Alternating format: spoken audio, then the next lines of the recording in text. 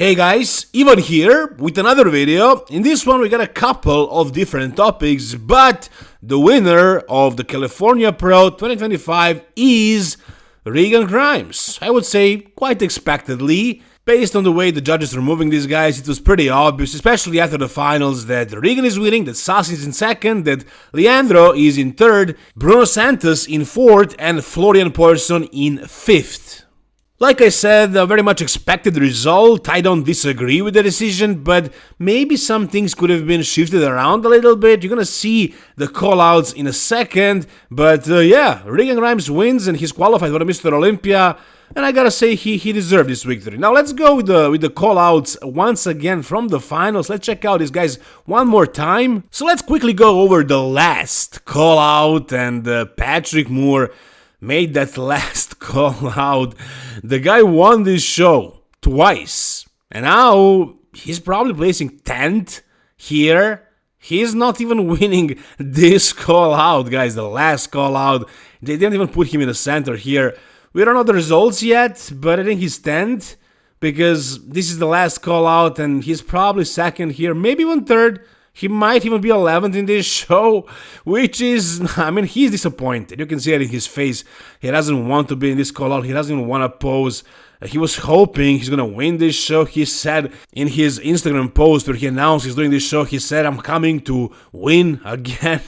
But he was far from winning this show. And I'm sorry, I'm laughing. I'm kind of making fun of this guy, but I don't know what is going on. Like, is this a realistic result?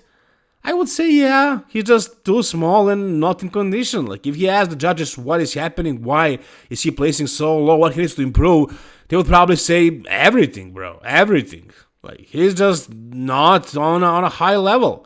I mean, he's last in a third-tier show, which means he's done. He's cooked. I don't know what he needs to do to change things, but I don't think it's happening. Like, for the past couple of years, he's been just failing show after show. He's been winning street fights, but as far as bodybuilding shows, no, he's just not doing well. And what he can change is just he needs to grow. He needs to put on like 40 pounds of muscle and lose 10 pounds of fat and water, and then maybe he would actually be competitive against the guys who are winning the shows. I mean, I don't know what to say, but yeah, almost last place in this show for Patrick Moore. Crazy, right? This was the second to last call out. In this one, I think Justin Musial is winning. I think he's going to be placing 6th. But look at the other two guys. Like, they are massive. Compare them to Patrick Moore. Like, I don't know. This guy needs to put on a ton of muscle to actually be competitive against these guys. Like, these guys are outclassing him big time, big time. It was interesting that they actually had a two-man call-out with only Bruno Santos and Florian Persson. It's been some time since we saw these guys actually compete, and you know, Bruno was kind of expected to even win the show. Like, Fuad had him winning. A lot of those guys on Fuad's podcast actually had him placing really high. But no, he's actually in fourth. And I feel like Florian beat him in the side shots. I mean, Florian also came back to the stage to open bodybuilding. If I'm not mistaken, he went to Classic for a while. So coming back to this show and challenging Bruno Santos and, you know, being in that first call out, I think it's a great success. This guy actually went to Classic for a moment, if I'm not mistaken. You guys correct me if I'm wrong, but I'm pretty sure he did that 1 year. And I'm looking at his physique right here, and like, yeah, from the back he's good, and from the sides he's really thick. Like, he's actually quite massive. I mean, he probably had to lose a ton of size to get in Classic, but I'm looking at his physique and I'm thinking, like, this is not a Classic physique, not at all. Like, he looks like a 212 bodybuilder because I guess he has short legs. You know, definitely not a very Classic physique by any means. Like, definitely not a Classic look. So I don't know what he was doing in Classic. Anyways, in that first call out, they actually move Leandro up. And I'm really happy to see that because I think this guy could have just, you know, placed second as well, if not won the whole show. I think it was very close between all these three guys right here. I think Leandro is really underrated. I think he's going to do great in the future. Just give him some time. But yeah, as far as Regan versus Sas versus Leandro, sure, Regan was a clear winner. Yeah, I mean, Sas had a lot of thickness, a lot of density, but like his arms from the front are just not it. And then from the back, Regan was killing these guys, both of them. But definitely Sas, way more. Sas's back is just not great, not very wide, not even super conditioned here. It was diced at FIBO, especially next to Andrew Jack, but here, no. And Regan has this crazy width and his conditioning. I think his conditioning was worse here than it was at New York, but it was still good enough. Overall, with like his structure and conditioning, especially from the front and like the details and his shape, I think he deserved this win here. But again, Leandro could have placed second, easy. Look at his side tricep, man, like really good, really good. If he won this show, I would not be complaining, but they didn't take him that seriously, I guess. He's a new guy. Regan is an established open bodybuilder. I mean, he's been to the Mr. Olympia, he placed 9th and all that, so he has a big name, and he brought it for sure. Like, I'm not saying he didn't deserve it, he deserved it for sure. And Sas deserved second as well. I think the results were very fair, the way I saw it as well. But again, Leandro is definitely a pleasant surprise. This guy can go a long way for sure. So once again, Regan Grimes wins the show. He's qualified for the Mr. Olympia. His plan was to compete more, to do Toronto Pro and some other shows as well, but we'll see. Is he actually going to do them? Is he going to do Legion, which is the next show? He's qualified now once again, so he can take it easy and prep for the Mr. Olympia, but we'll see what he's going to do. You guys tell me down below, what do you think about these results? Alright, the next thing we got is something I saw a couple of days ago, and I wanted to make a video about it, just never got around to it, and it's Ramon Dino with his most recent physique update. And guys, what I'm seeing right here is something really impressive. I don't think Ramon was this serious and looked this good in the off-season for a while now, and you guys know that Mr. Olympia is open, it's up for the grabs for literally everybody. Without Chris Bumstead as the dominant champion, anybody can win. And that could very well be Ramon. Guys, the only guy that I can see right now challenging Mike Sommerfeld, I'm sorry, it's not Terence Ruffin. I don't see it anymore. Like, after those two shows, I don't think he can do that. I mean, I think he's just too small compared to Mike Sommerfeld. And then there's also Logan Franklin, who I really like a lot, his physique and everything, but also too small for Mike Sommerfeld. Wesley is not competing.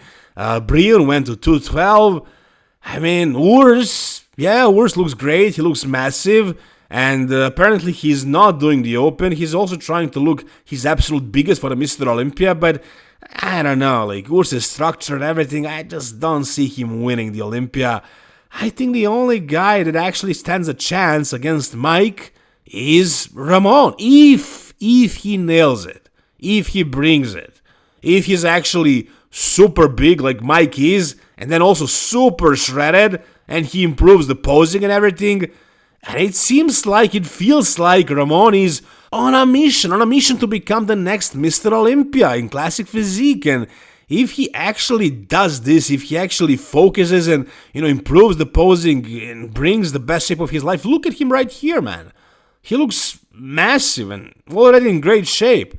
If he somehow barely makes the weight and shows up peeled out of his mind, like with his shape, with his structure, with his fullness and everything like that, he kind of pushed Chris Bumstead, not the way Mike pushed him, but Ramon actually pushed Chris when Chris was at his absolute best. I don't think Chris was at his best at last Mr. Olympia. He was good, but he was better in 2023, but especially in 2022 when he started working with Henry Rambert, and at that year, Ramon was kind of at his heels. There was a two-man call-out, so I think Ramon can win the Mr. Olympia, and judging by his look right now, right here, I think he's going to be definitely challenging Mike Sommerfeld. Do I have him winning?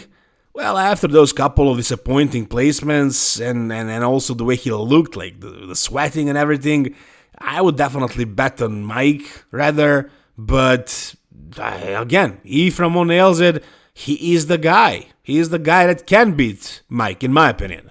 But if you guys see it otherwise or you agree with me, tell me down below.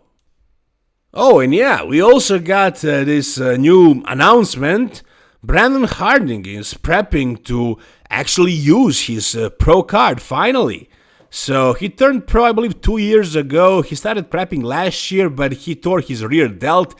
So he had to pull out like a couple of weeks before the show. He was planning on doing, I think, Toronto or some show in Canada. And now he's coming back. He's prepping and he's doing a show in 13 weeks from now. Which show it is? It's Austria. The same show in Austria where he turned pro. I think that's the show he's doing because that show is in exactly 13 weeks from now.